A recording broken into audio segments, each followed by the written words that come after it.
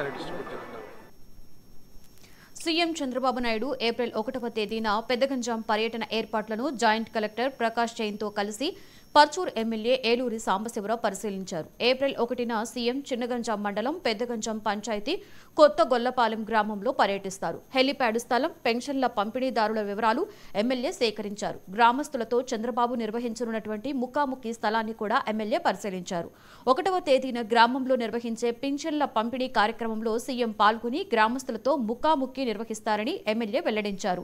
గ్రామాలలోని సమస్యలను పరిష్కరించేందుకు ప్రభుత్వం శ్రద్ధ పెడుతుంది అని, ప్రతి గ్రామంలో కూడా 100% సీసీ రోడ్లు, విద్యుత్ స్తంభాలు, నివాస గృహాలు, ప్రతి ఇంటికి మంచినీటి కనెక్షన్ ఇవ్వాలని ఎమ్మెల్యే అధికారులను ఆదేశించారు. ఈ కార్యక్రమంలో చీరాల, బాపట్ల ఆర్డీఓలు, డీఎస్పీలు, ఉన్నత అధికారులు పాల్గొన్నారు.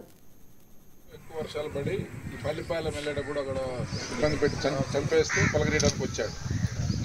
అట్లా ఈరోజు ముఖ్యమంత్రి అయిన తర్వాత మన చంద్రబాబు గారు మన నియోజకవర్గానికి వస్తామన్నాడు. దాంట్లో మన పెదగంజాం పంచాయతీలో మన కొత్తగొల్లపాలెం గ్రామానికి వస్తున్నారు. సో మీరందరూ కూడా మన కుటుంబ పెద్ద, మనందరి సంరక్షణ బాధ్యత చూసే వ్యక్తి మొట్టమొదటిసారిగా మన ఊరు వస్తున్నాడు. మనం 40 సంవత్సరాల నుంచి చూస్తూ ఉన్నాము. ఆయనకి అవసరమైనప్పుడు మద్దతు ఇస్తున్నాము, ఆయన సహాయం తీసుకుంటా ఉన్నాము ఇన్ని సంవత్సరాలుగా. ఈరోజు అంత పెద్ద మనిషి మన ఊరు వస్తూ ఉన్నాడు కాబట్టి మనము ఒక పండగ వాతావరణంలో ఆయనకి స్వాగతం తెలియజేయాలి.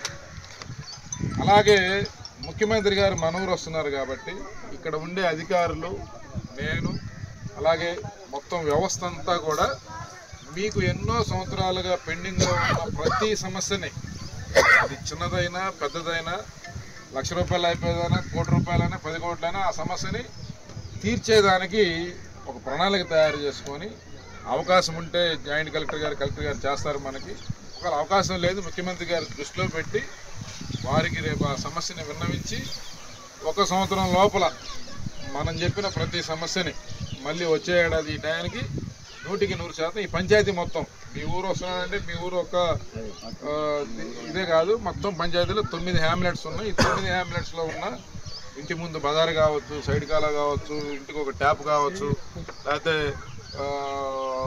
ఇట్లాంటి హౌస్ సైడ్స్ కావచ్చు, లేదా కొత్తగా ఇల్లు కట్టుకుంటుంటే వాటికి ఏది కావాలంటే ప్రభుత్వం వైపు నుంచి మీకు చేయాల్సిన పని అది ఏది ఉన్నా సరే చేయించే బాధ్యత ఇక్కడ అధికారులు అందరూ ఉన్నారు, నేనున్నాను, మేమందరం తీసుకుంటాం. రేపటి నుండి